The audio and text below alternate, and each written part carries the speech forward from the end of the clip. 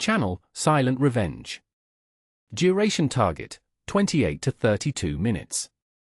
Voice, ENGB Ryan Neural, Edge TTS, male British storyteller. POV, third-person intimate, told from a calm narrator looking at Claire. Source Rotero, Day 32, PDF chronogrammer. Recurring characters, Claire Bennett, 38, James Bennett, 41, the other woman, unseen, only her trace. Setting, North London, Highbury, early February 2026, a wet Thursday morning. Climax type, cold, Claire does not confront him, she keeps the receipt. Tier, Cinematic V2, ~30 shots, character Bible mandatory. You do not expect betrayal to have a smell.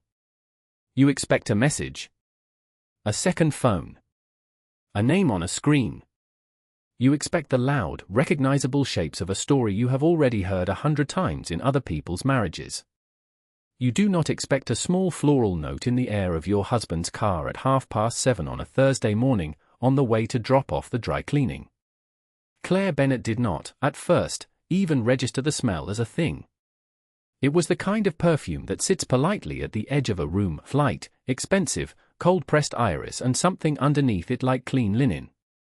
The kind of perfume a woman wears when she does not want to be noticed by anyone except the one person she came to see. It was not Claire's perfume. She had been Mrs. Bennett for 14 years. She knew, in the way long marriages know each other, exactly what her husband's car smelled like. She knew the leather of the steering wheel, the faint ghost of his coffee from Pret, the cedar from the air freshener clipped to the vent that she had bought him 3 Christmases ago. And on that Thursday morning in early February, she sat in the passenger seat of his dark navy Audi, and for the first time in 14 years, she did not recognize the inside of his life. This is the story of the morning Claire Bennett stopped imagining what the truth might be and started cataloging it. The first time Claire noticed the smell, she did not call it a smell. She called it a trace.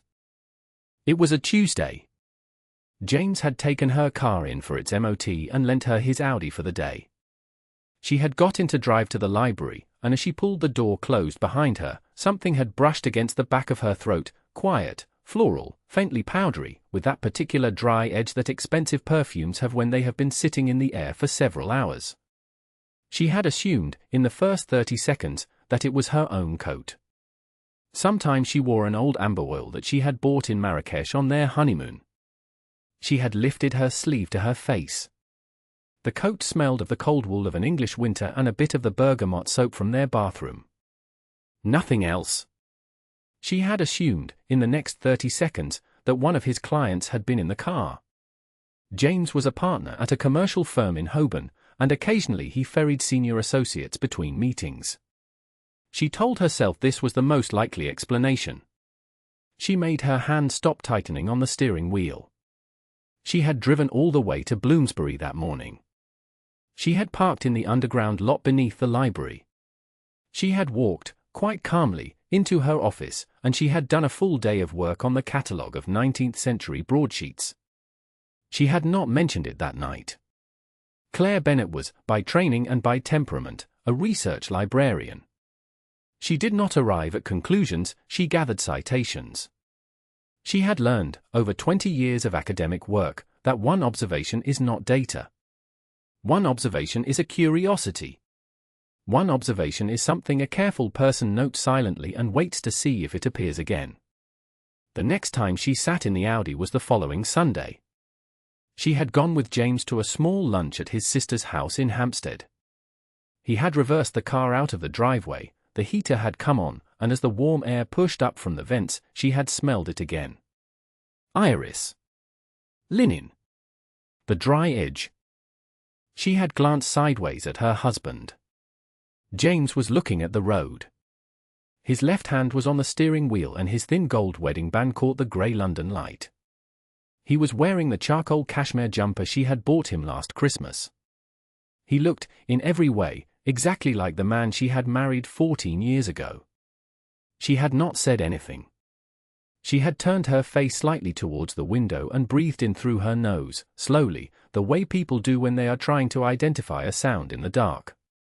The perfume was concentrated near the passenger seat. It was strongest in the headrest. It was as if someone had leaned back against the leather for a long enough period of time that the trace had become part of the cabin. Claire watched the wet road. She thought, very clearly, this is the second time. That night, she opened the small green notebook she kept in the kitchen drawer beside the kettle, the same notebook in which she had once recorded the dates James began turning his phone face down. She had not written in that notebook for nearly a year. She wrote, in her smallest neat hand. February 4th. Audi. Passenger headrest. Iris. Linen. Sunday morning, 12:20 p.m. Then she closed the notebook and put it back behind the box of Earl Grey. She did not yet have a story. She had 2 observations.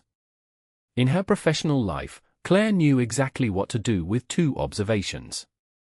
You wait for a third. The third observation came on a Wednesday. James had asked her, very casually, over breakfast, whether she would mind dropping his shirts at the dry cleaners on her way home from work. He had a deposition the following morning and would not have time. He had handed her the keys to the Audi without looking up from his phone. She had said, "Of course, darling." She had collected the shirts from the wardrobe. She had carried them down to the car. And as she opened the back door to lay them flat across the seat, she had paused. The headrest of the passenger seat had been adjusted. This was a small thing. James was 1.83 meters tall. Claire was 1.70. Whenever she rode with him, she lowered her seat by precisely 2 notches and tilted the headrest forward by 1. Whenever James drove alone, he reset both. He was meticulous about it. It was one of the small, ordered things about him that she had loved when they first married. The headrest, on that Wednesday morning, was lowered by 2 notches and tilted forward by 1. It had been adjusted for someone exactly her height. But Claire had not been in the Audi for 4 days. She had stood in the driveway with the dry cleaning over her arm, the wet February air pressing against the back of her neck, and she had thought, slowly, about who else was 1.70 meters tall and had been sitting in her seat. She did not get into the car immediately.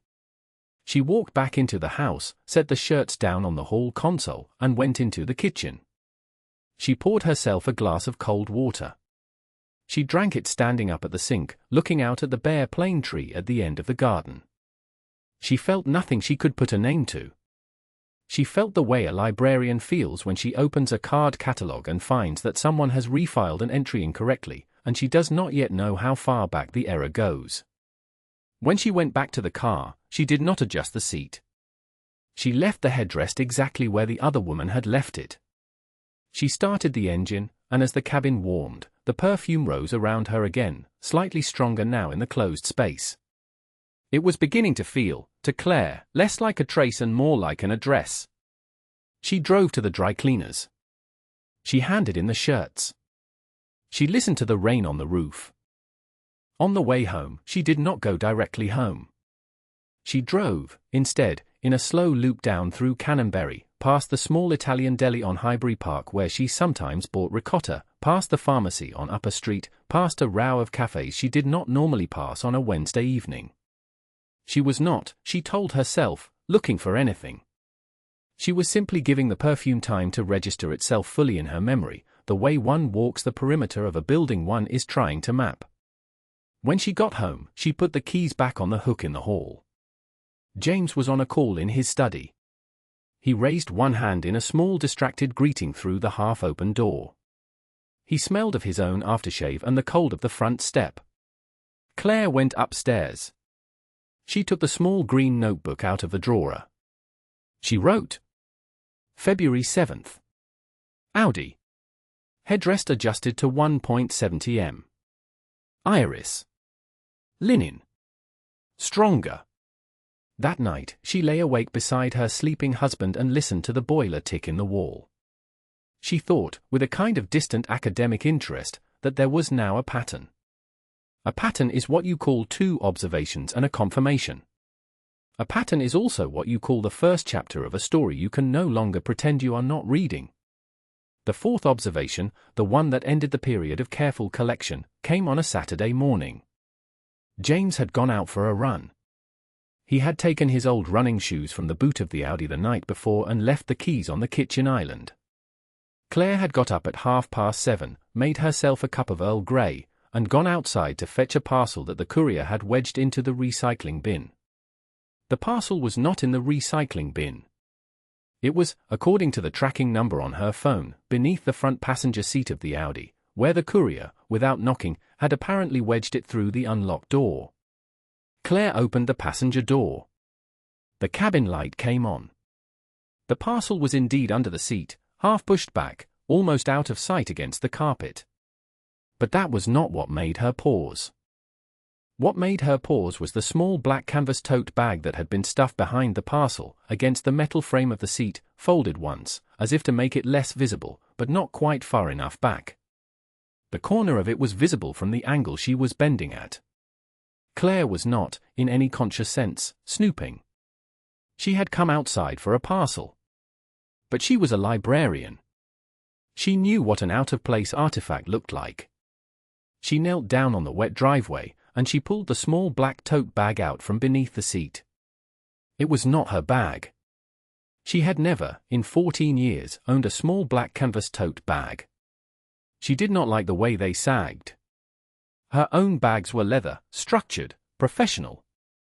This bag was the kind a younger woman might use, slim straps, a tiny embroidered initial near the seam, plain inside. Claire took it back into the house. She set it down on the kitchen island, beside her cooling tea. She did not open it for nearly 4 minutes. She stood instead at the kitchen window, looking out at the grey morning, and she let herself feel, for the first time in 3 weeks, the thing she had refused to let herself feel since the Tuesday she had first smelled the perfume. She felt afraid. Not of him. Not yet. She felt afraid of what she was about to know, the way a doctor feels afraid in the moment before she opens the envelope with her own scan results. The fear of crossing a threshold one cannot uncross. When she opened the bag, she opened it very carefully, the way one opens an evidence file. Inside was a small bottle of perfume. It was a glass flacon, square, expensive, with a heavy crystal stopper and a label printed in a font Claire did not recognize. The bottle was about half full. The liquid inside was a pale gold. Claire lifted the stopper, brought the bottle to within 10 centimeters of her face, and inhaled. Iris. Linen. The dry edge.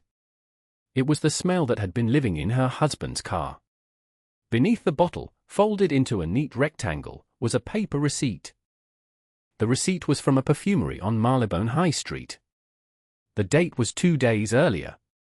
The time was 1:47 p.m., a Thursday afternoon, when James was, according to his own diary, in chambers in Lincoln's Inn. The receipt was for 1 bottle of Iris and Linen Eau de Parfum, 50 milliliters, paid for on a credit card ending in the 4 digits Claire knew by heart, because the card was a joint card, and she was the secondary holder. He had bought her perfume. For another woman. With their card. 2 days ago. Claire read the receipt twice. She set it down on the kitchen island. She set the bottle beside it. She did not move them. She stood very still in the bright cold kitchen and she thought, with a clarity that surprised her, that this was the first piece of physical evidence she had ever held in her hand of the betrayal of her marriage. It was small and rectangular and printed in a slightly faded thermal ink. It was not a screen. It was not a rumor. It was an object that existed in the world and would continue to exist whether James lied about it or not. She thought also, with the same calm clarity, that he had been careless. He had not destroyed the receipt. He had folded it neatly and put it inside the bag with the bottle, as if he intended to throw both away later, after he had made sure of something. This was not the first time, Claire understood, that he had bought Iris and Linen perfume. This was the most recent time. She did not put the bag back under the seat. She did not mention it when James came home from his run, kicked off his trainers in the hall, and went upstairs to shower. Instead, while he was in the shower, Claire took the small green notebook out of the kitchen drawer. She turned to a fresh page. She wrote, at the top, in her smallest neat hand, February 10th. Audi. Passenger side, beneath seat. Black tote. Bottle, iris and linen, Marylebone, 50 milliliters. Receipt, Thursday, February 8th, 1:47 p.m. Joint card. Then she did something she had never done before in 14 years of marriage. She opened the joint banking app on her phone. She filtered the statement by retail, last 6 months. It was not a long search. The perfumery on Marylebone High Street had a recognizable name. It appeared, on the statement, 6 times in the last 6 months. Always on a Thursday afternoon. Always between 1 and 2 in the afternoon. Always for an amount between £90 and £180. The dates lined up almost perfectly with the days James had said he was in long client meetings. They lined up, with a kind of grim precision, with the days Claire had occasionally noticed that he came home a little late, smelling slightly more carefully washed than usual. She copied the 6 dates into the notebook. She closed the app. Then she turned to a clean page, and she began to write a list of things she now knew. 1. He had bought another woman perfume on 6 separate Thursday afternoons in the last 6 months. 2. He had paid for that perfume with money that was also Claire's money. 3. He had sat that woman in the passenger seat of the car often enough that her scent had become part of the cabin. 4. He had adjusted the headrest for her to a height of 1.70 meters. 5. He had not destroyed the receipts. 6. He had not destroyed the bag. 7. He believed, at some level, that Claire would never look. The last entry was the one that took her, finally, by surprise. It was not the affair that astonished her. She had begun to suspect the shape of an affair the second Sunday she sat in the cabin of his car.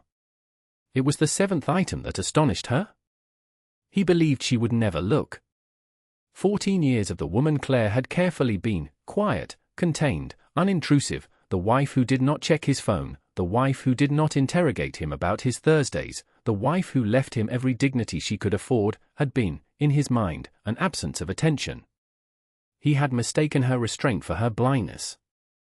That, more than any of the other 6 items, was what Claire wrote down twice in her notebook, underlined, on the morning of February 10th. She wrote, "He thought I was not looking." Underneath, she added, "I have always been looking." She closed the notebook. She put the bag, the bottle, the receipt, and the notebook into a single canvas tote of her own, a battered leather-strapped one she used for the Saturday market, and she carried the tote upstairs to the airing cupboard, where she pushed it behind a stack of folded winter sheets that James never touched. When James came down, fresh from the shower, smelling of his own bergamot soap and the cold air from the open window, she made him an omelette with the last of the goat's cheese and the herbs from the jar on the windowsill. She did not look at him any differently. She did not feel any differently towards him. That, in fact, was the strangest part of the morning. She had thought, on the days she had silently feared this, that the moment of confirmation would be like a wall coming down. She had imagined tears, anger, a confrontation in the hallway.